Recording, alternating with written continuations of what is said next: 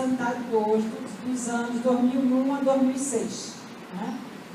Onde a gente pode ajudar a implantação da reforma curricular, fazendo reuniões diuturnas lá com os trabalhadores das unidades e os professores daqui para a implantação de APS1, APS2, serviços 1 e o próprio internato. Então, foi uma experiência muito rica. Aqui dentro, entrei como professora, fazendo essas várias atividades, coordenei a Comissão de Integração e Ensino e Serviço no período 2007-2009, né? E fiz um grande trabalho, tanto na expansão do processo de monitoria, como da própria implantação do que vocês hoje têm como espaço de estágio curricular não obrigatório nos hospitais do Estado, nas UPAs, né? Aquele foi um trabalho que eu, pessoalmente, fiz junto com a Secretaria Estadual e a Secretaria Municipais.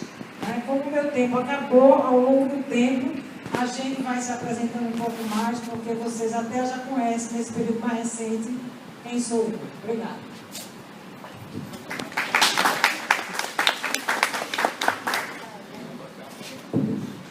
Bem, eu sou paulista, meu nome é Luiz Eduardo Miranda, sou filho de uma família simples, meu pai era funcionário público e o trabalho dele exigia que ele fosse devolvido de cidade a cada 5 anos. Então, durante a minha infância, nós gravitamos ali no plano de Ribeirão Preto, assim, Jabuticabal. Uma família bastante unida, nunca nos faltou nada, mas uma família simples. Estão unidos até hoje. Eu me formei em Ribeirão Preto, na Faculdade de Medicina da USP de Ribeirão Preto, onde eu tenho 17 anos, formei com 23 anos.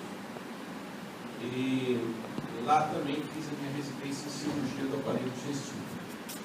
Quando eu estava terminando a residência, eu casei com uma pernambucana e ela fez da minha vida um inferno para mudar para cá. Então eu decidi que eu tinha que vir mais preparado para poder correr aqui com os profissionais aqui, que eu sabia que eram excelentes. Então, fiz o mestrado lá em Ribeirão Preto, foram 2 anos de mestrado e depois mais 3 anos de doutoramento lá na mesma faculdade. Tem um programa de pós-graduação já bastante tradicional e estabelecido. Em 97 eu me mudei aqui para Pernambuco porque apareceram 2 concursos. Apareceu um concurso do Estado e um concurso da Polícia Militar. Então, se eu passasse nos 2 e a minha mulher passasse nos 2, nós já teríamos 4 vínculos, dava para começar a vida aqui. E você vê o que é o amor, né? Larguei uma situação fantástica lá em São Paulo, com emprego garantido, com isso estabelecido na cidade, porque quando terminou a residência, apareceu um raro concurso para preceptor e para médico do Hospital das Clínicas da faculdade, e eu prestei e fui aprovado. E foi nesse momento que eu me aproximei da graduação, em 94. Comecei a trabalhar com estudantes. Depois aqui em Recife, eu passei por... Não havia concurso, nem para a Faculdade Federal, nem para cá. Então eu passei 7 anos aqui trabalhando no serviço público, mas sem estar envolvido com a Faculdade de Medicina. Em 2004 apareceu um concurso para médico daqui, eu fui aprovado. Em 2006, o concurso para docente, foram aprovados eu, Gustavo Carvalho e Adriano Calado da cirurgia, os 3 contratados. E de lá para cá, vocês também conhecem o meu serviço. Logo de cara eu me envolvi com a gestão acadêmica, acabei me tornando diretor médico do OP, depois diretor-geral do OP, acho que a pior crise que a escola já passou. É a segunda vez que eu sou coordenador de curso, mas mesmo quando eu não estive na coordenação do curso, estive envolvido com gestões de módulo, comissões de apoio à direção. Então, desde o primeiro momento, envolvido com a gestão. Obrigada, professor.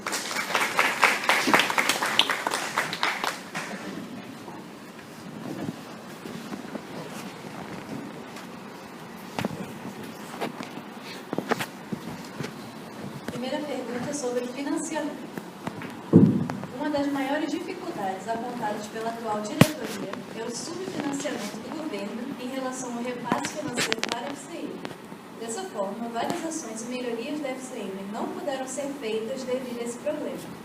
Diante disso, quais as alternativas a Chapa irá tomar para que a FCM não fique a mercê somente do repasse realizado pelo governo? Bom, você já tem ideia de quanto se repassa neste momento para a universidade para cá. Essa é uma universidade pública estadual que foi transformada gratuita para vocês e que era de obrigação da manutenção do Estado brasileiro, no caso aqui do governo estadual. Então, nós vamos lutar para que imediatamente o custo aluno seja atualizado, certo? Porque hoje a gente tem um repasse custo aluno da graduação baixíssimo. Tem também da pós-graduação, mas é um número muito menor de alunos. Então, nós vamos fazer isso e vamos implantar um núcleo de captação de recursos. Que a gente possa estar verificando os editais, tá certo? Que possam estar trazendo recursos para garantir o equipamento e a atualização de laboratórios, de projetos de pesquisa, que isso é muito possível.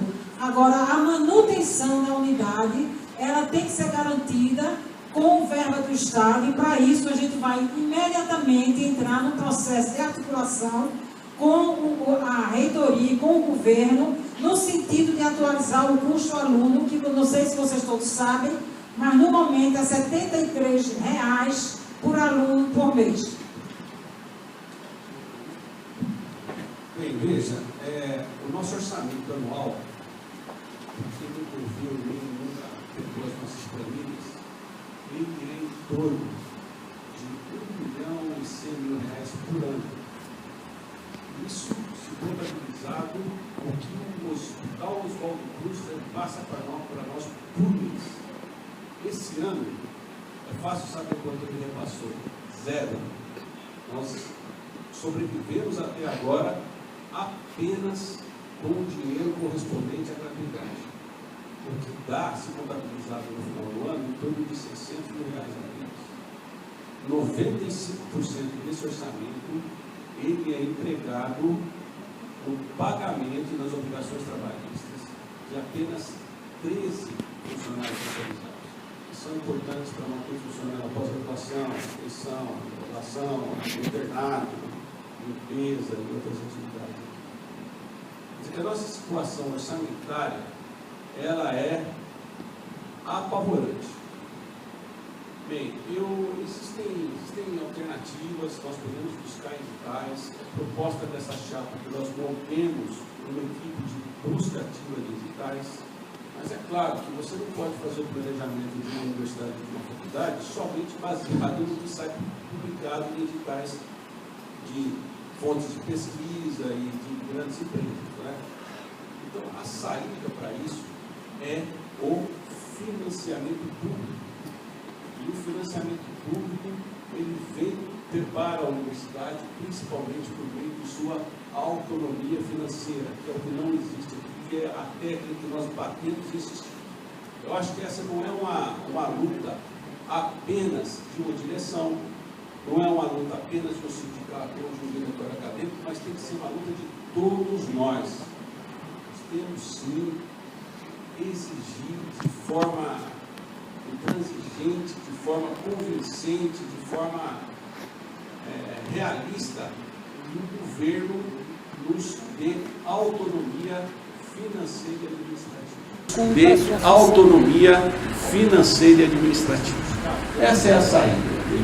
Qualquer outra saída, você buscar fontes alternativas de financiamento, buscar editais, buscar fazer um disque de socorro, FCM, isso aí é paliativo e não é solução definitiva.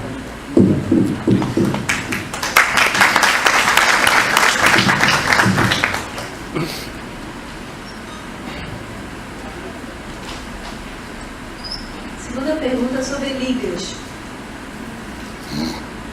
As ligas acadêmicas da UPE são uma conquista dos estudantes da FCM. Se apresentam como veículos para aprimorar o conhecimento acadêmico, além de grandes produtoras de pesquisa na faculdade, são reconhecidas e incentivadas em todo o Brasil. No entanto, dentro da nossa faculdade não são reconhecidas nem regulamentadas, dificultando seu crescimento e sua consolidação na FCM. Diante disso, Qual a visão da chapa sobre as ligas e o que será feito para regularizar as ligas e como esse objetivo será alcançado? Veja, vocês sabem as histórias das ligas, né? As ligas, elas surgiram aqui no Brasil em 1928. A primeira liga que teve foi a Liga da Faculdade de Medicina da USP de São Paulo, e era a Liga da Sífilis, e que existe até hoje. Meu irmão fez parte dessa liga. Quando eu entrei aqui na faculdade, um dos primeiros atos foi montar uma liga de cirurgia de hernia inguinal, que foi um sucesso na época. Como é que ela funcionava? Os estudantes, era um mentoring, não é? Os estudantes ficavam ligados a mim, nós atendíamos os pacientes no ambulatório, fazíamos o pré-operatório, os estudantes que atendiam, mas eu estava presente em todos os atendimentos. E indicávamos a cirurgia, marcávamos a cirurgia e operávamos. Eu operava, mas aos poucos eu ia dando treinamento e oportunidade cirúrgica para esses meninos, como nós fazemos na residência. E a verdade é que eles passavam a operar comigo ali. Bem, foi um sucesso enorme. A liga funcionou durante 3 anos, rendeu publicações, boas publicações. Nós fazíamos oficinas de treinamento de base da técnica cirúrgica, porque a faculdade não tinha, os alunos eram muito carentes com relação a isso. Fazíamos curso também de introdução à cirurgia. Foi uma iniciativa muito interessante. Por que ela acabou? Tinha mais, hein? Você disse que a liga não era incentivada, mas a liga era regulamentada sim. Ela era inscrita como uma ação de extensão e os meninos ganhavam bolsa. Ganhavam bolsa e certificado. Certificado para currículo mesmo. Durante os 3 anos foi assim. Depois, por que ela acabou? Ela acabou porque, embora fosse uma ação muito interessante para a graduação, ela tirava espaço dos residentes. Então, um residente chegou para mim na enfermaria e falou assim: ó, doutor Luiz, esse menino aí está no 5º ano de medicina, já operou 15 hérnias e eu não operei nenhuma. Então, ela podia funcionar desde que ela não avançasse em cima do direito dos residentes, né? E esse foi o principal motivo para eu interromper. Já vou terminar. Mas eu acho o seguinte, eu acho que a liga, ela é uma ação contagiante. Acho que os meninos se envolvem. Eu acho que ela tem que ser valorizada sim, mas ela tem que ser regulamentada dentro da universidade. O que a universidade enxerga? Ela enxerga extensão, pesquisa e ensino, mas não enxerga a liga, porque está no estatuto da universidade. Então eu acho que essas ações, desde que regulamentadas e desde que inseridas no contexto da universidade, gerando conhecimento e gerando aprendizado, elas têm que ser valorizadas sim. Deixa eu só complementar. Eu acho que as ligas, né? E quando eu estive na extensão, eu conversei muito com o pessoal do diretor acadêmico, e naquela época ela foi regulamentada assim. E foi dito assim: olha, a universidade só titula três eixos de trabalho: o ensino, a pesquisa e a extensão. Ela não pode titular nada além dessas 3 coisas. E então, o que é que foi orientado? Né? Entrem com a liga, como a Liga de Cirurgia, estava na minha época, inclusive, foi publicada, a Liga de Cirurgia foi publicada no livro de extensão da faculdade, na época, né, que eu estava na extensão, e entra, forma a liga, tem um professor orientador e traz, se for curso, traz para aqui como curso, entra como curso, vai titular. Entra como extensão, pode ter bolsa de extensão. Entra como pesquisa, PIBIC, pode ter bolsa de PIBIC, tá certo? Então eu acho que essa questão, inclusive, foi regulamentada na época de Marcelo. Houve uma reunião antes de mim, que era a Silvia que estava na extensão, e houve essa regulamentação nesse sentido, de que as ligas, elas têm que ser uma entidade dos estudantes. Inclusive, vários artigos estão dizendo exatamente isso. Tanto que essa disciplina continua sendo dos estudantes. Agora, com participação dos professores como orientadores e sendo titulada por esses 3 eixos: pesquisa, ensino e extensão. E ela é muito importante porque ela, como qualquer atividade de ensino de pesquisa e extensão buscada pelos alunos, ela pode representar um refrescamento do processo de ensino, como todo o processo de extensão, tá certo? Mas ela também deve ter o cuidado de não ser um currículo paralelo, no sentido de estar fazendo coisas que tem que estar dentro do currículo, do curso, tá certo? Era isso que eu queria acrescentar.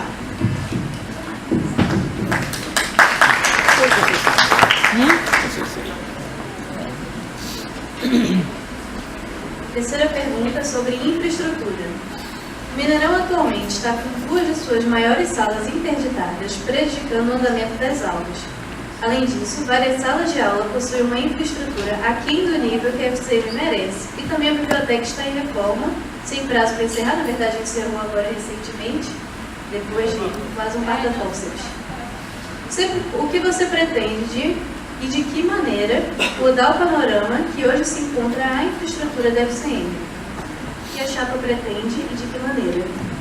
Veja, essa questão está muito relacionada à primeira, que é o processo de financiamento, né? O grande problema das universidades estaduais que não são reconhecidas como espaço de formação de pessoas e de desenvolvimento do Estado pelos governos correspondentes é exatamente esse, né? Não garantir a verba de manutenção. Então, aquelas 2 salas foram fechadas agora, mas elas estão em situação precária de funcionamento há pelo menos 5 anos, né? E nunca se teve recurso para fazer o trabalho que ela precisa, né?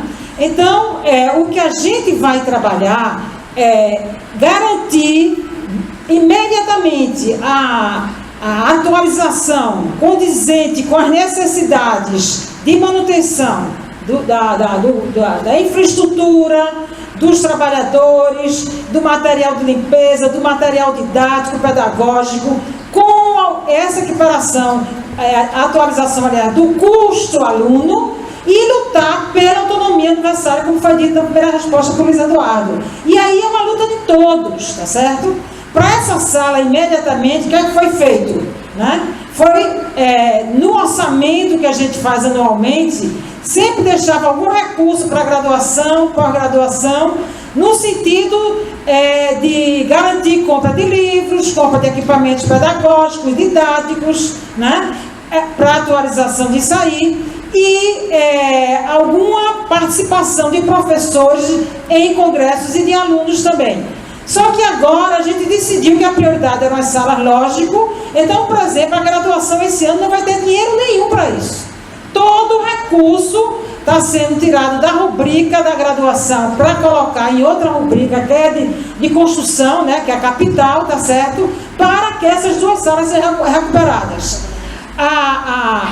Digamos assim, a qualificação ou requalificação da biblioteca, vocês puderam acompanhar a dificuldade que foi, né, de o reitor vir aqui trazer. Por quê? Porque não tem recurso. Então, abriu-se a biblioteca, mesmo que ainda assim as condições ideais, mas está bastante melhorada, né, ampliou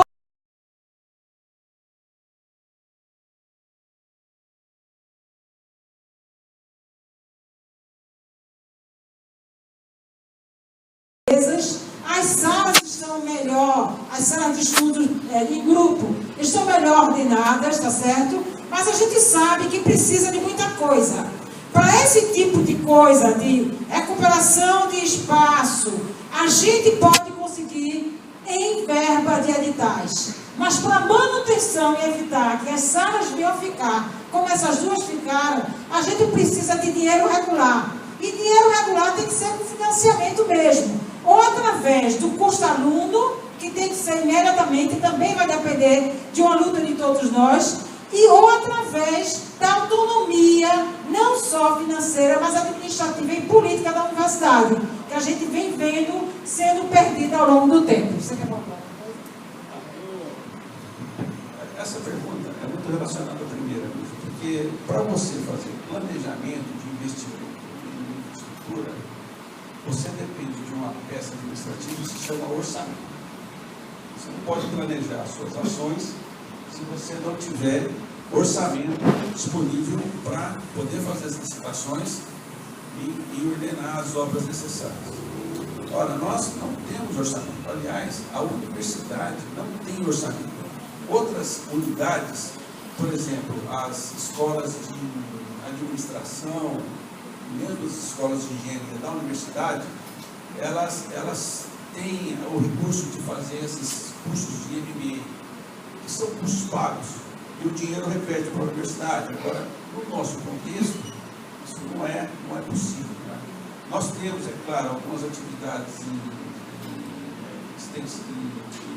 pós-graduação lá do censo, algum dinheiro é tirado disso aí, mas a resposta para isso aí é autonomia universitária, independência do Estado, orçamento e recursos próprios, entregue à universidade para o seu progresso, para o seu planejamento e para a sua dotação orçamentária própria, como são as grandes universidades aqui e fora do país.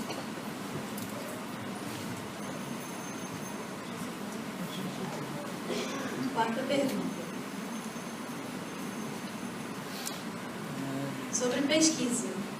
Uma preocupação e apreensão dos estudantes da FCM são em relação às pesquisas e extensões ofertadas pela nossa faculdade, que é considerada ineficiente pelos discentes.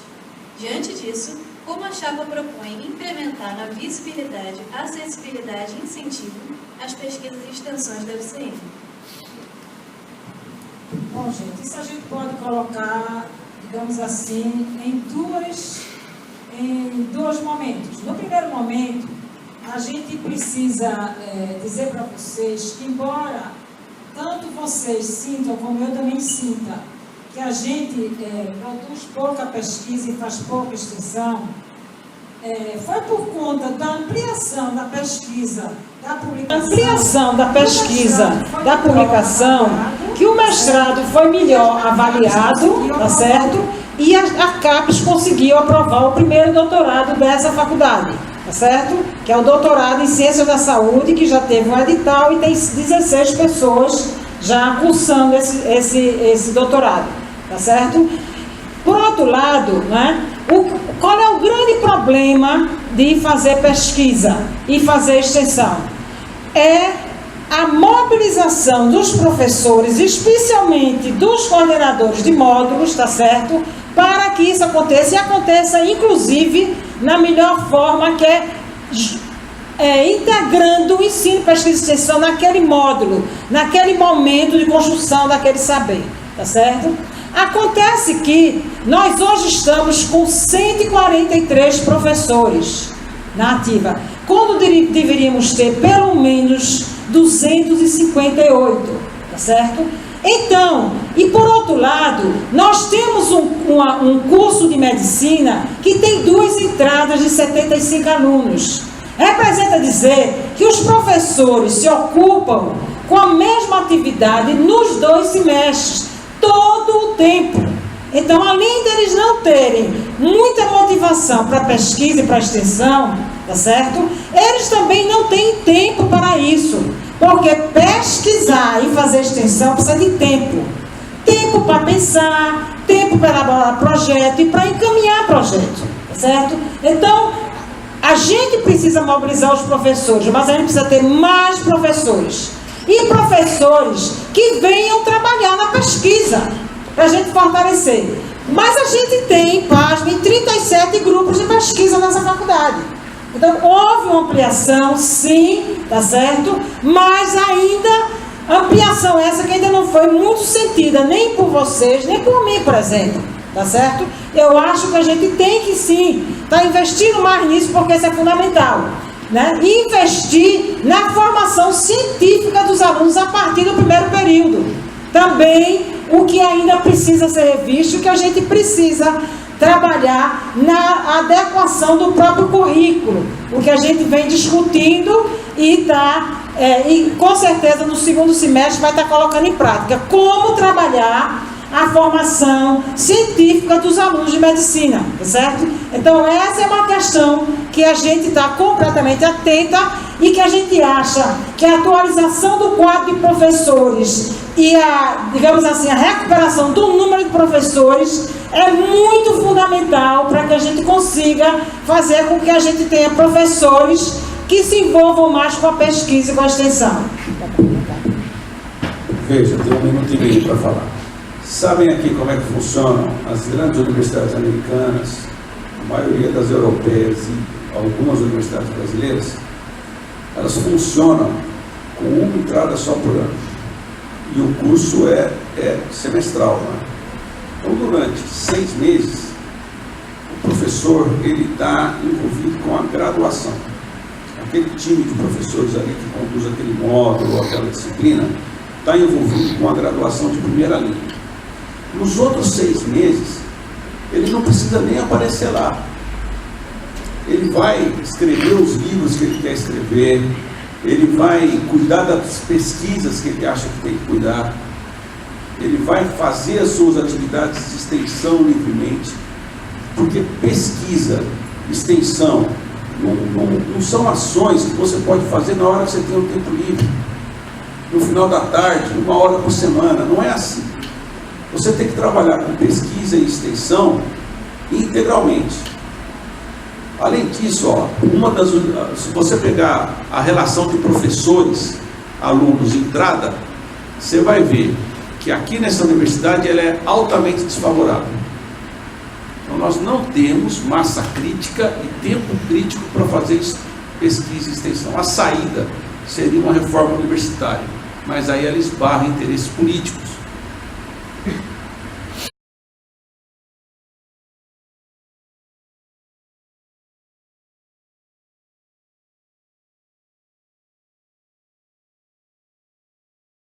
Sobre diálogo com os estudantes.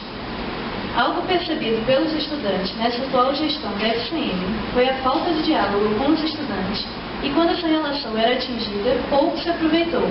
Ou, por exemplo, o encontro pedagógico fora discente, deixando uma sensação de desapontamento por parte estudantil, pois diversas problemáticas relatadas pelos estudantes não eram resolvidas, fazendo com que a FCM permanecesse nos erros já conhecidos por muitos estudantes.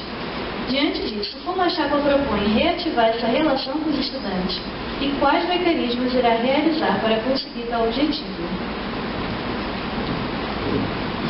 Bom, gente, essa questão do diálogo é uma questão muito importante mesmo, né? E a gente percebe isso claramente. A gente tem que analisar os vários espaços de encontro e as dificuldades do encontro, né? Então, apesar dessa universidade ter vários espaços de convivência democrática do corpo de docentes, técnico administrativo e estudantes, o que a gente vem observando na prática é que, por exemplo, a gente não tem tido a oportunidade de ter essa participação, né? Então, a carga horária da grade curricular, especialmente do curso de medicina, do curso de saúde coletiva é diferente, porque o curso de saúde coletiva é só no horário, né? Mas a carga horária impede que esse diálogo seja um diálogo contínuo, né? Ele é sempre muito partido, né? Os encontros pedagógicos, inclusive, têm tido muito pouca participação. O último encontro pedagógico, ele foi todo sobre integrações de serviço. A gente teve a oportunidade de ter aqui entre nós pessoas que já iniciam os sinais de prática nos serviços da UPE e da rede de Recife e da rede do Estado, e a gente teve muito pouca participação dos estudantes, né? Por quê? Porque, de fato, aquele horário não é um horário possível da participação, porque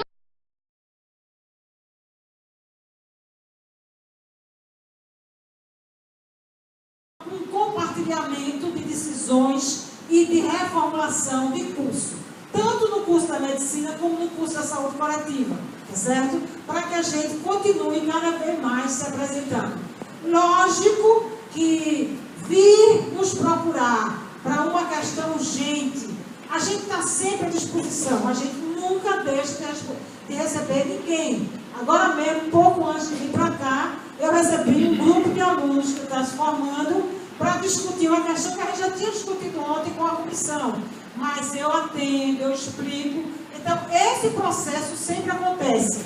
Mas esses processos partidos, a gente sabe, como vocês sabem, que eles não constroem nada. O que é importante, de fato, é a gente sentar e estabelecer uma melhor maneira de que esses espaços sejam privilegiados tanto pelos professores, como pelos alunos, como pela gestão. Esse é o momento que a gente acha que é fundamental. É o diálogo, porque no diálogo a gente constrói o momento da produção do conhecimento e da formação das pessoas com ética, né, com liderança, com qualidade técnica assistencial. Bem, deixou menos um minuto, mas eu acho que há dois tipos de diálogo. O diálogo institucional, né? Nós realizamos aí nos plenos, nas comissões, no corpo pedagógico, e o diálogo informal, que é aquele que bate a nossa porta a qualquer hora aí, no nosso e-mail, e sempre é. Eu acho que o diálogo informal tem sido mais fácil. O diálogo institucional, que devia ser baseado essencialmente no pleno do curso, ele não tem funcionado, porque o pleno do curso não tem funcionado. Nós temos uma proposta para mudança do pleno do curso, que ainda não foi trazida a vocês, porque é uma coisa que precisa ser melhor discutida mesmo entre nós. Mas eu acho que precisa ser mudado essa manhã. É o pleno. O instrumento para isso é o pleno do curso. E se o diálogo não funciona, eu acho que as duas partes, todas as partes que estão envolvidas, precisam sentar. Olha, por que não está funcionando? Por que os alunos não têm participar? Por que os professores não têm? É o pleno. Né? Sexta pergunta.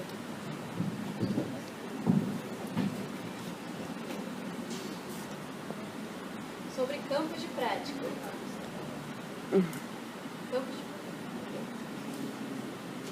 Pra cima. Sobre campos de prática. Nessa gestão de Eduardo Campos, foram construídos diversos hospitais pelo governo do Estado. E apesar da UPS ser a única universidade estadual de Pernambuco, não conseguiu absorver esses campos de prática na formação acadêmica ou absorveu minimamente nos rodízios de internato. Portanto, de que forma a chapa pretende otimizar o uso dos serviços já vinculados e quais mecanismos serão utilizados para expandir os novos campos de prática que surgirem? Bem, veja, você sabe que o campo de prática aqui é uma das nossas maiores preocupações. Uma das bandeiras da chapa é a Universidade de Pernambuco para os estudantes da Universidade de Pernambuco. Vocês sabem aí que nós temos sofrido assédio em escolas, e esse assédio não é agora, ele já é um assédio antigo, ele vem se acentuando, entendeu? E nós temos defendido a Universidade de Pernambuco. Com relação a esses, temos defendido a FCM sim.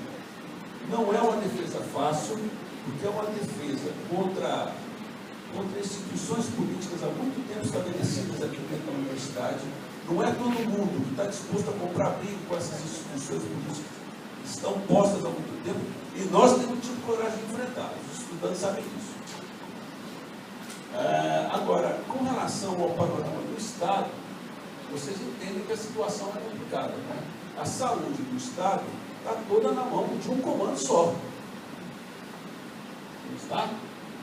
Esses hospitais todos aí são comandados apenas por um interesse político e econômico.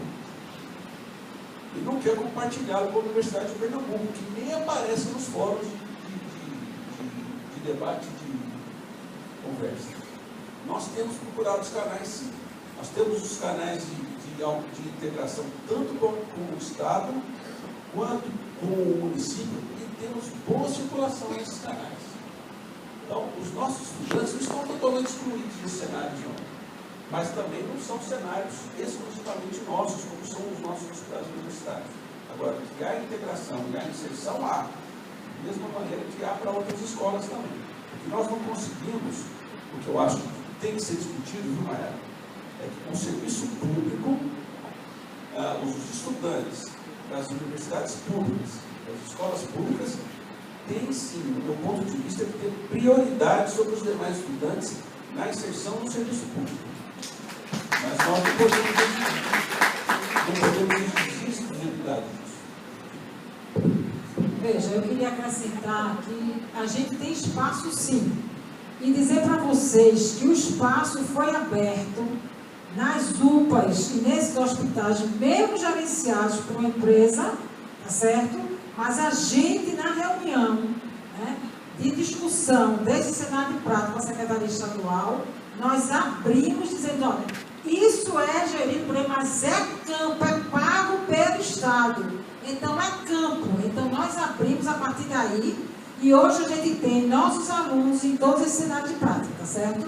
Não há nenhuma necessidade de expansão dos cenários do rodízio. Agora, no ponto de vista dos anos anteriores ao internato, nós estamos com os alunos no Agamenon, no Getúlio, em várias unidades, tá certo? Não houve nenhuma necessidade de diminuição até o momento. Agora, lógico que a gente tem que estar completamente atento, porque a qualquer momento pode ter golpe, a gente está ligado. Tanto que, nesse último encontro pedagógico, a gente trouxe aqui a Secretaria Estadual. Pena que vocês não vieram, né? Tá certo? Para ela exatamente dizer isso, porque é uma grande preocupação da gente, e dentro dessa preocupação a gente tem que deixar todo mundo muito bem, com muito conhecimento, para que essa coisa não seja só resolvida por um ou por outro, mas por todos. Né? Então a gente chamou a Secretaria Estadual, chamou a Secretaria Municipal, exatamente para eles colocarem aqui como era a política deles de integração de serviço com a UPE, tá certo? E eles vieram aqui e a gente colocou, e os professores que estavam aqui dialogaram com esses interlocutores. Então é uma coisa que a gente tem que estar sempre atento, tá certo? Agora, a gente tem uma muito boa relação com todo o corpo técnico, dirigente da SES e da Secretaria Municipal, tá certo? Não tivemos nenhuma dificuldade até o momento, tá? Então, se chega qualquer problema para a gente resolve. Inclusive, na crise do CISAM, nós conseguimos resolver toda a questão do internato e da residência médica nos seus estágios lá que serão necessários, tá bom? 7ª pergunta.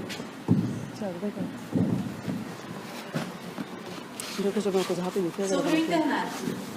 No decorrer do internato, os estudantes muitas vezes são obrigados a rodar em serviços que não têm condições e não estão preparados para receber. Dessa forma, prejudicando o aprendizado teórico-prático, que é tanto importante na nossa formação médica. Como a chapa pretende avaliar os serviços disponíveis para os alunos e otimizar os rodízios do internato? Olha, eu só vou dar abertura e vou passar para o Luiz Eduardo, porque ele está coordenando isso. Mas o internato, eu não tenho essa avaliação que vocês têm. Né? Muito pelo contrário, tanto a avaliação dos alunos como da própria coordenação do internato, é que com a mudança recente que foi feita, tá certo? Os cenários de práticas estão sendo muito bem avaliados. Agora, o que a gente precisa é envolver o professor no internato, isso sim, tá? E cai na mesma história, falta de atualização e de número de docentes. Né? Mas a gente tem feito isso, tem aprimorado, tem melhorado, né? Porém, como o Luiz Eduardo está agora coordenando a Comite e está justo fazendo esse processo de avaliação mensalmente, eu vou passar para ele dar uma resposta melhor. Então, você sabe que eu entrei aqui na faculdade em 2007. Né? Desde 2007, a comissão do internato, ela não tinha uma liderança estratégica, eu diria assim. A professora Fernanda se desdobra ali na Comite, mas ela faz um trabalho basicamente administrativo. Ela se preocupa em distribuir os estudantes nos cenários de práticas que são oferecidos pelo Estado, mas não há uma interrupção com esses cenários de prática. Muitas vezes o que eu sinto é que os responsáveis por esses cenários de prática pouco conhecem ou nunca leram a nossa proposta política estadual, essa é a verdade. Então, quando eu assumi a direção do curso aqui, eu várias vezes, em outras situações, tentei trazer esse assunto à tona. Por exemplo, vocês não estavam aqui na faculdade, mas nós já tivemos um encontro pedagógico exclusivamente no internato. E esse assunto foi discutido, não é? Mas é difícil mobilizar professores para se envolver no internato. Então, quando eu assumi a coordenação do curso, primeiro eu tentei achar um coordenador para o internato, porque senão me sobrecarrega, não é? Eu fico dando conta da coordenação do curso, da coordenação do módulo, da coordenação do internato, e é claro que ninguém pode segurar todas as bolas ao mesmo tempo. Mas, como não apareceu ninguém, eu assumi sim a coordenação do internato. E nós passamos a fazer reuniões mensais, e dessas reuniões nós temos alguns pontos. Por exemplo, recentemente houve uma crise no Hospital Agamenon Magalhães, com o pessoal do internato de ginecologia e obstetrícia, e essa crise foi totalmente mediada pela Covid, em reunião com os estudantes, com os responsáveis e nós. Além disso, nós procuramos reduzir o número de cenários de classes. Por exemplo, antigamente, os nossos estudantes de cirurgia, por exemplo, eles eram distribuídos em 8 hospitais. Agora só vão em 2, aqui dentro da área metropolitana, que é o Getúlio Vargas e o Hospital da Restauração. No ano passado, houve uma crise grave com o Getúlio Vargas, que também foi mediada pela Covid. O que está faltando agora? Eu acho que essa ação da Covid, ela vem desde o encontro pedagógico, o segundo encontro pedagógico do semestre passado, que foi um encontro pedagógico que nós mexemos nas comissões, foi um encontro para avaliação de gestão acadêmica. E desde então nós temos mexido na Covid. Bom, o que precisa agora é dar continuidade nesse trabalho, mas as ações estão aparecendo, os relatórios estão, inclusive os estudantes têm aparecido. O representante do estudante não vai em todas as reuniões, mas na maioria delas ele tem ido e tem contribuído sim. Inclusive teve uma ação bastante importante na solução dessa crise com o Agamenon Magalhães no estágio de ginecologia e obstetrícia. Então, de um ano para cá, as ações têm acontecido e têm mudado sim. Há muita coisa que precisa ser feita. Por exemplo, as emendas do internato, desde a reforma estabelecida, elas não estão atualizadas.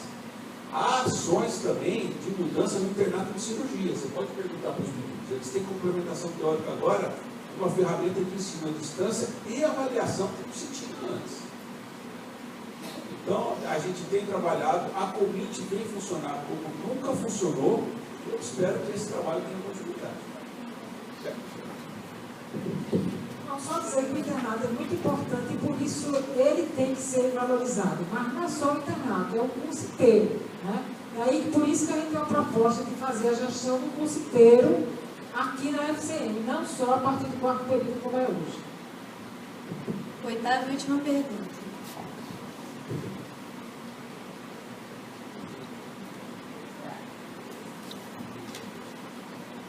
Sobre monitorias.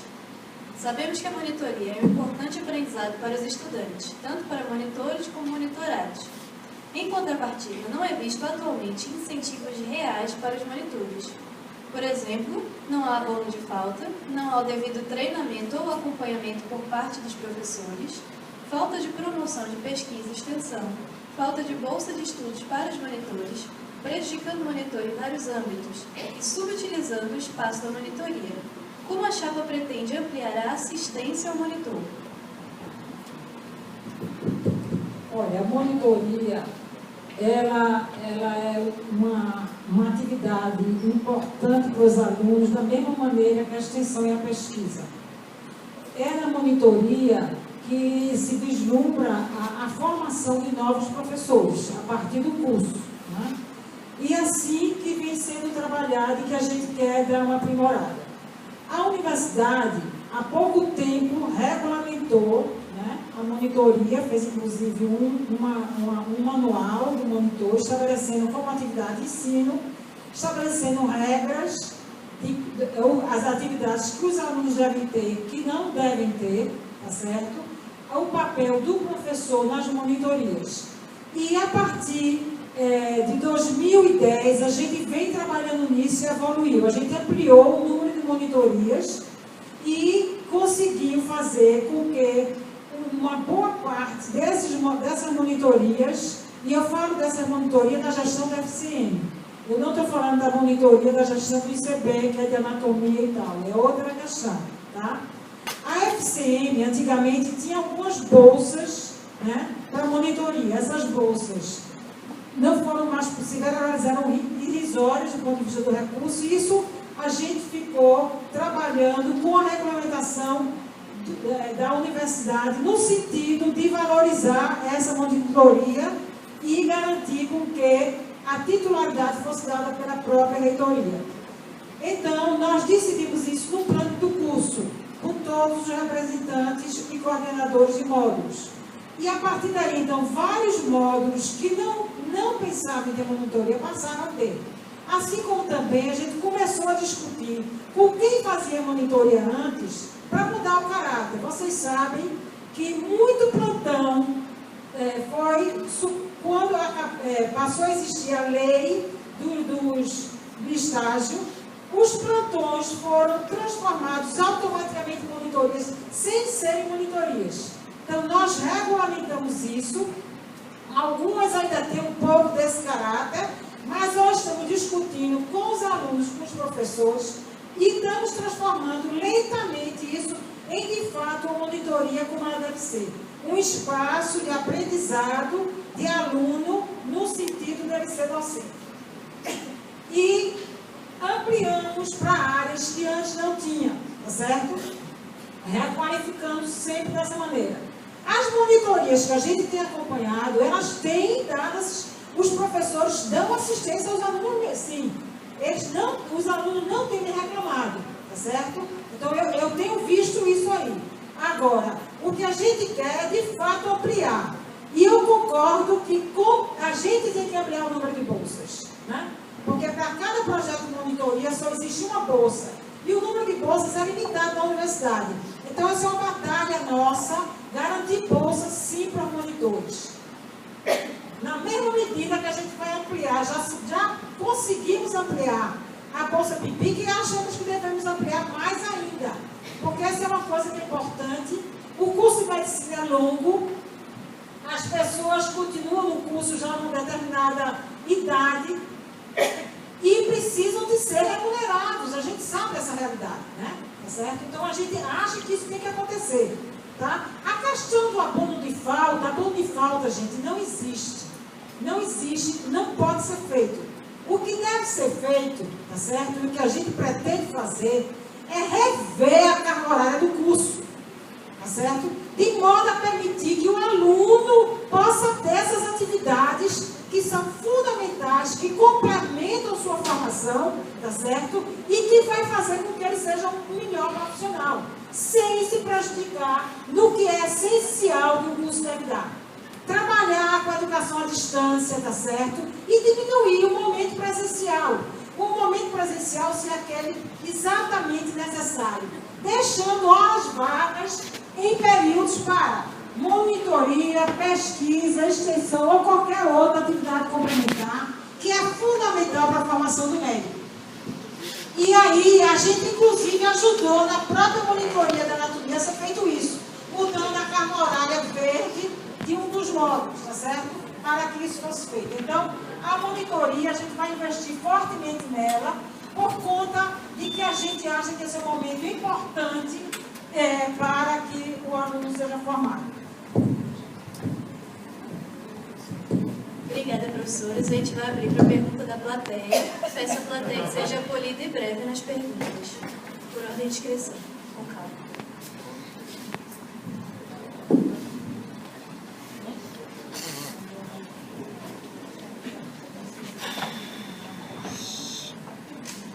Boa tarde a todos, eu me chamo Igor, sou acadêmico do 7º período da turma 96. Bom, eu primeiro escrevi porque essa pergunta remete a uma situação muito triste da minha turma e eu acho que eu não poderia perder a oportunidade de estar expondo aqui no debate. Bom, eu escrevi, vamos lá. No meu 5º período, que foi no primeiro semestre de 2013, aconteceu uma situação extremamente constrangedora.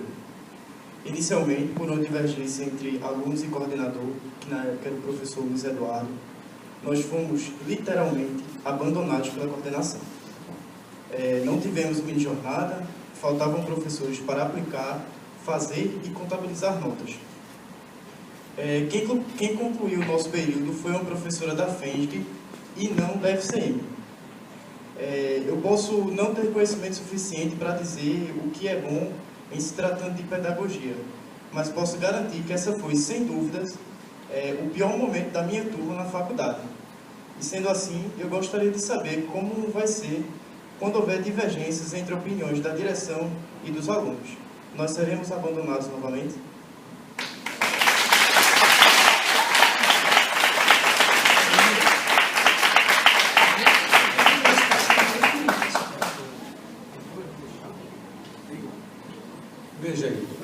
você se refere ao fato que aconteceu no começo da coordenação do curso, em que eu propus um modelo de avaliação de atitudes para o módulo, não foi? Foi um modelo de avaliação de atitudes que foi discutido com os outros professores, em que se baseava, bom, primeiro que é preciso avaliar atitudes. Eu sou formado há 25 anos, quando eu era estudante de medicina já se avaliava atitudes. Você sabe que há uma proposta de reforma das diretrizes curriculares que está, nesse momento, em discussão no Conselho Nacional de Educação e que envolve lá, não sei se vocês já leram a proposta, mas entre os elementos da proposta diz que os estudantes recém-formados, já médicos, serão avaliados a cada 2 anos com relação aos seus conhecimentos, atitudes e habilidades. Então, avaliar a atitude, ela é mais do que necessária, ela é fundamental. Eu avalio as minhas atitudes todo dia. Eu não sei como é que a gente pode construir um curso de medicina sem que os estudantes sejam avaliados com relação às suas atitudes. A avaliação do internato é essencialmente baseada em atitude, além de conhecimento e habilidade. Então, naquele momento, houve uma desconstrução de uma proposta com uma manobra política. Não é daquela maneira que se discute pedagogia. Nós discutimos pedagogia e ali estava apresentada uma proposta que oferecia um mecanismo de avaliação baseado em frequência e mecanismos de recuperação da nota baseado no mérito, que foi desconstruída politicamente, acatada pela turma subsequente com grande sucesso. A turma que veio subsequentemente a vocês acatou a proposta, não houve problema algum e eles tiveram um excelente semestre. Excelente semestre. E, aliás, de passagem, era uma turma muito, muito interessante, muito aplicada, muito elogiosa. Então, naquele momento, houve uma desconstrução política da proposta. E todas as vezes que você toma uma atitude política, há consequências que você deseja e que você não deseja. Ora, no momento em que houve aquele movimento, eu retirei a proposta, se vocês se lembram disso. Ora, é uma proposta que foi trazida depois de uma discussão pedagógica, mas que os estudantes mobilizados pelo centro acadêmico não aceitam, então retira-se a proposta. Ora, você não pode querer também que eu dirija um módulo, um curso, dentro de parâmetros que eu discordo, né? Que não estou de acordo com o que eu entendo do processo pedagógico. Por isso eu me retirei.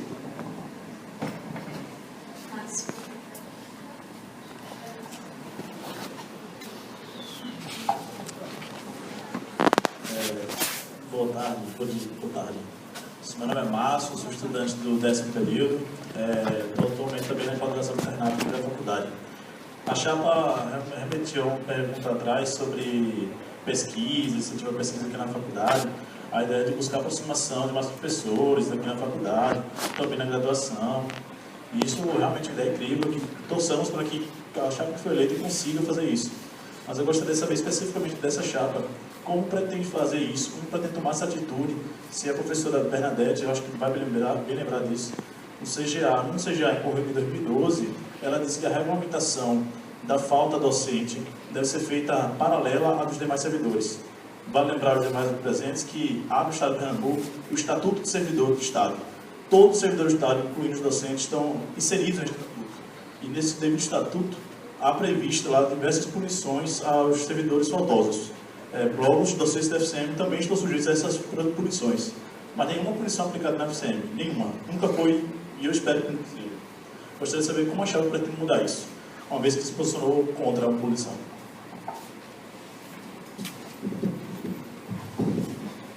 Bom, eu nunca me posicionei a favor de falta de ninguém, né?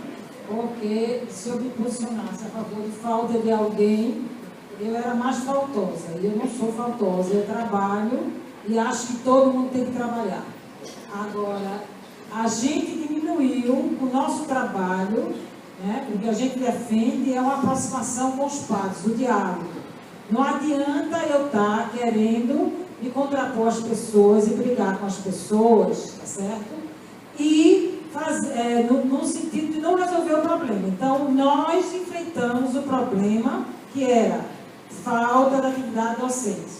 Nós conseguimos, inclusive, limpar um pouco o corpo de docentes, chamando os docentes que não tinham compromisso com a faculdade. Muitos deles buscaram aposentadoria, se aposentaram, saíram, no sentido de exatamente a gente ter um corpo de professores que a gente pudesse estar cobrando mais, porque é professor que responde, tá certo? Então, e nisso a gente conseguiu também monitorar as atividades melhor, e as atividades, o não cumprimento das atividades docentes teve uma redução muito grande, tá certo? E vocês podem ver isso melhor do que eu, tá? O que a gente acha que tem que fazer para resolver essa questão, primeiro é se aproximar mais dos professores. Eu acho que a gente está muito distante ainda dos professores, entendeu, Márcio? A gente tem que se aproximar mais, porque eles são pessoas e eles podem ter dificuldade A, B ou C e vir trabalhar. Muitos professores que não trabalhavam passaram a trabalhar com gosto de fazer o ensino. Por outro lado, a gente tem que buscar e atualizar os professores. Não adianta eu estar querendo botar um corpo de professores que tem uma média de idade acima de 57 anos para trabalhar num curso que exige dele uma condição de saber formar médicos para o século XXI, tá certo? Então, eu tenho que qualquer universidade que se preze, tá certo? Não tem um corpo técnico de professores só de 143 professores. Tem muito mais que isso. A universidade, a Escola Paulista de Medicina forma 80 alunos por ano, tem 415 professores. Ribeirão Preto tem muito mais, tá certo? A Unicamp também é uma quantidade enorme. Então, não existe essa possibilidade. O que a gente tem que trabalhar é com a atualização e buscar isso.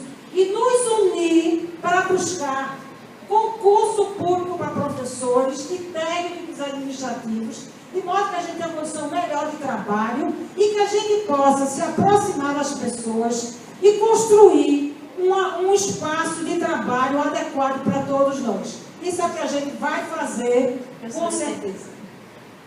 Alguém mais quer perguntar?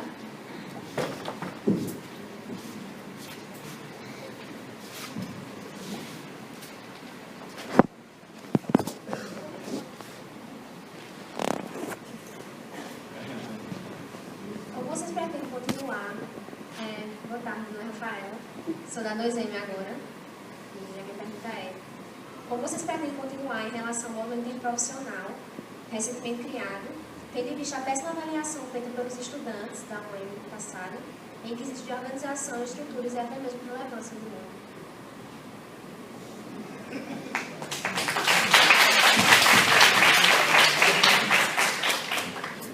Veja, o modo interprofissional, de fato, ele teve uma avaliação ruim, né? A gente considerou essa avaliação, fizemos toda uma reformulação, né? E estamos acompanhando ele tem tido um novo desempenho, mas ele vem de encontro a uma necessidade de formar pessoas com capacidade de resolver problemas para o século XXI. Né? Essa é uma exigência que está sendo colocada internacionalmente, tá certo? E aqui no Brasil também, em vários lugares, né? Vários centros hoje de formação, por exemplo, a Universidade Federal de Lagartos é toda interprofissional com medicina dentro, tá certo? A Universidade do Sul da Bahia também. Então, a gente tem que aprimorar. Qual é o problema de qualquer coisa nova? É exatamente a gente vencer resistências, tá certo? Treinar as pessoas e fazer acontecer. Sempre existe isso em qualquer mudança. Qualquer mudança tira as pessoas da zona de conforto, tá certo? Agora, traz muita coisa boa e muita coisa nova. Então, assim, A gente está se constituindo e vocês, alunos, fazem parte dessa constituição. E nós ouvimos todas as avaliações que vocês fizeram, inclusive que o diretor acadêmico fez, mas a gente já tinha feito antes.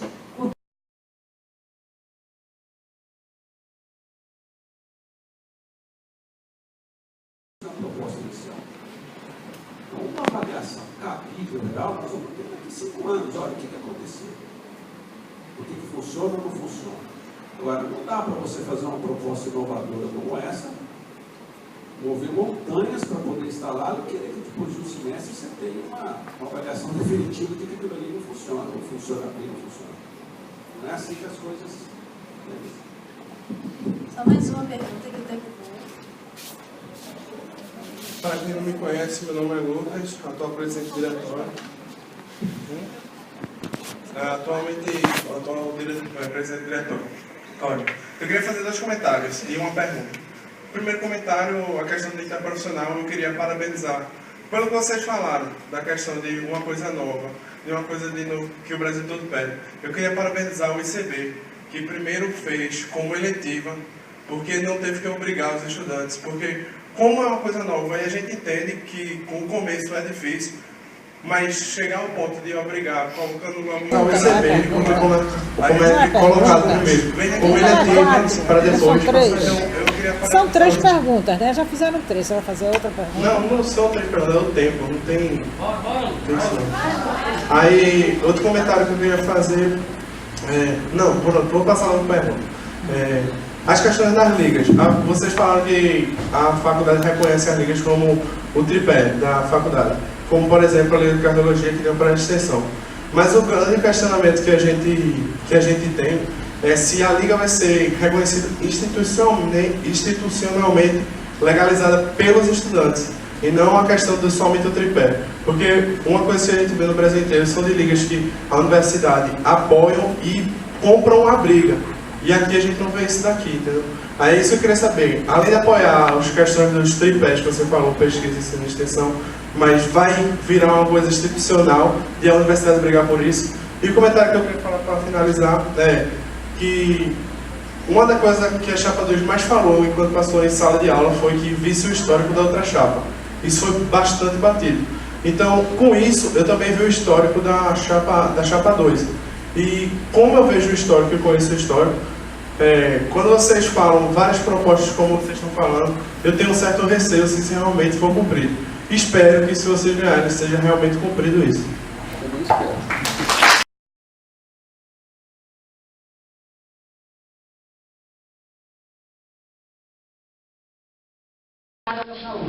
Eles não entendem ainda que a saúde é mercado de trabalho para o biólogo, tá certo? Isso é um processo da própria Constituição do ICB, que eu não sei se vocês sabem, o ICB nasceu para dar ciências básicas para os cursos da saúde. Não nasceu para formar biólogo, depois ele está formando biólogo. E ainda está um pouco pensando se o biólogo vai trabalhar na saúde ou não, quando é hoje já uma profissão da área da saúde e é o mercado de trabalho para biólogo da saúde, tá certo? Então é importante que isso fique claro para vocês, tá certo? Em relação à questão da institucionalização das ligas, tem vários institutos de estudos levantados recentemente que essa é uma questão da institucionalização dos próprios estudantes. Eu não sei por que vocês não institucionalizam as ligas enquanto estudantes, entendeu? Porque vocês têm um CGC, vocês têm uma personalidade própria e jurídica. Então, o que se diz, eu me lembro do meu tempo de diretor acadêmico, que a gente fazia trabalho e a gente dava o diploma das pessoas. Não era, digamos assim, não tinha essa questão da legitimidade.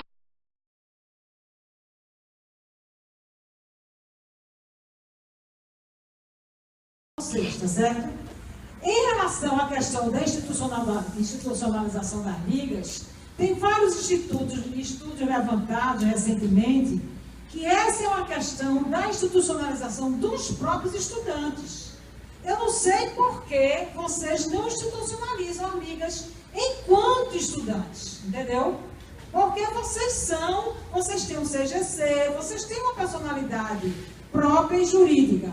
Então, o que se diz, eu me lembro do meu tempo de diretor acadêmico, que a gente fazia trabalho e a gente dava o diploma das pessoas. Não era, digamos assim, não tinha essa questão de legitimidade, entendeu? Eu acho que vocês, estudantes, a gente pode discutir isso. Como que vocês podem se institucionalizar para isso? Essa é uma coisa também que eu acho que é importante. Mas o que se coloca é exatamente isso, se discute nacionalmente. Né? Tem um autor de Ribeirão Preto que tem vários trabalhos sobre isso e mostra, inclusive, como essa institucionalização tem sido dado dentro da própria, digamos assim, dinâmica estudantil, do movimento estudantil mesmo, tá certo? Como vocês têm várias práticas, junto com a DENEM, com toda a com aquelas instituições internacionais, que vocês mandam aluno fazer estágio fora, trazem aluno para cá, dão declaração, quer dizer, na mesma ordem. Eu acho que essa é uma coisa que é dentro digamos assim, da entidade estudantil. As ligas têm que ser uma responsabilidade para ter um caráter diferente, não ter um caráter da universidade, entendeu? Eu acho que ela tem essa característica e eu acho que a gente pode discutir mais e eu acho que isso é uma coisa que é importante de como trabalhar isso aí, tá certo? Mais uma última pergunta, a última mesmo, viu, gente? Já sou bonita.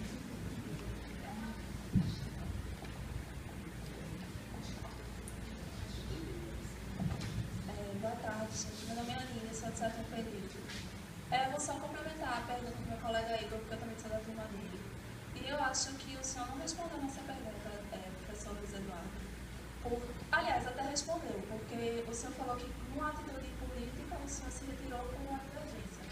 Então, assim, no cargo de vice-diretoria, o senhor também, numa atitude política, contra os estudantes que fazem parte também da universidade, é um tripé, não é? Estudantes, servidores e professores. Então, assim, se os estudantes não colaborarem, não concordarem com a atitude de vocês, se o senhor também, numa atitude política, vai se retirar da vice-diretoria. É isso que o nosso colega está perguntando. Olha, eu quero pegar um pouco. Quem se retirou da função de gestor foi a vice da outra chapa. E quando houve uma mudança de direção, ela tinha sido eleita. Gente, nós estamos respondendo o que vocês perguntaram. Por favor, responde o tempo aí, viu? Responde o tempo aí. Quem se retirou foi a vice da outra chapa, que tinha sido eleita como coordenadora do curso, entregou a vice-coordenação do curso, tá certo? No momento, nesse fato de Luiz Eduardo, ninguém pode obrigar um professor que coordena um módulo, que está impedido de fazer o seu desenvolvimento pedagógico daquele módulo, a permanecer no módulo. Tá certo? Olha, eu espero que vocês, coordenadores do debate da sabatina, controlem as pessoas, porque senão não vai ficar legal. Sejam polidos, por favor. Senão a galera é sério, polidos, com calma, eles estão respondendo. Mas é uma atitude que não é de diálogo, né? Percebe-se claramente que não é de diálogo, né? E que, lamentavelmente, essa sabatina não foi o debate. A gente quer demonstrar isso aqui, porque no debate das ideias, não da gente com vocês e de vocês com a outra chapa, mas das duas chapas que vocês vão poder ver a diferença, né? Eu acho que essa é uma coisa que é saudável politicamente ter havido esse debate, mas com a escolha de vocês a gente concordou, tá certo? Embora tenha demonstrado para Lucas, que é o presidente, que essa não era a nossa ideia. Mas o que a gente quer dizer é que, pedagogicamente, quem coordena um módulo define o seu processo pedagógico, tá certo? E que ele não é obrigado a cumprir um módulo que ele discorde pedagogicamente daquilo ali, tá certo? Por isso mesmo, o módulo passou a ser coordenado. Veja. E aí a gente vai colocar para ele para fazer esse detalhe. Então, eu quero dizer que a gente respeita as diferenças, a gente vai para o debate, agora a gente vai com educação. Com educação e com qualidade no diálogo e no debate. E não xingando e rindo e fazendo oposição por oposição. Porque isso não é atitude pedagógica, nem de construção de cidadania. Tá certo? Nós respeitamos as diferenças. Tá? Veja, como é que chama a mocinha lá, estudante? Bem, eu ia completar a minha resposta, mas fui interrompido pelo tempo aqui, não é? Naquela situação, eu deixei a coordenação do curso e deixei livre para qualquer outro docente do curso. São 33 docentes dentro do módulo. Assumi essa coordenação e procurei entre eles um coordenador. Ninguém quis assumir a coordenação do módulo. Entendeu? Eu deixei a coordenação do módulo porque não concordava com o rumo que as coisas tomaram, né, com a derrubada de uma atitude pedagógica por uma atitude política, mas não larguei a coordenação do curso. O curso continuou sendo coordenado por mim e as outras ações continuaram em andamento. Okay? Bom, vamos finalizar. Professores, muito obrigada pela disponibilidade e participação. Vocês têm tempo para finalizar como quiserem, 2 minutos para cada um, para deixar uma mensagem final, se preferirem. Perdão, eu falei errado no começo. São 3 para se apresentar. Não, você falou 3, tem problema não. Pode falar. Professora Antônia, deixa. Eu vou correndo para o programa. Não, veja. Como é? Porque tem prova. Desculpa. Veja bem, eu queria terminar dizendo assim, que eu acho que esse momento é muito importante. Eu acho que conflito de ideias é saudável, é muito saudável, tá certo? A gente não deixa de crescer com isso, a gente cresce, né? O que não faz crescer é se retirar do debate. Isso de fato diminui a gente, né? E a gente enfrenta o debate, por isso que eu acho que o debate teria sido muito mais saudável do que fazer perguntas pré-estabelecidas para um e para outro separadamente, tá certo?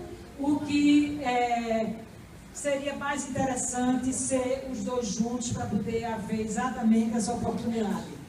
Nós queremos dizer que nós nos comprometemos fundamentalmente com o crescimento da universidade, com a institucionalização da universidade, da Faculdade de Ciências Médicas, tá certo? Como vemos e pautamos toda a nossa vida nisso aí, tá? Defendemos ardorosamente que a gente consiga trabalhar no aumento do custo aluno imediatamente, na reposição imediata do déficit de professores e técnicos administrativos, tá certo? Na valorização de todas as pessoas que trabalham na faculdade, né? E têm compromisso com a faculdade.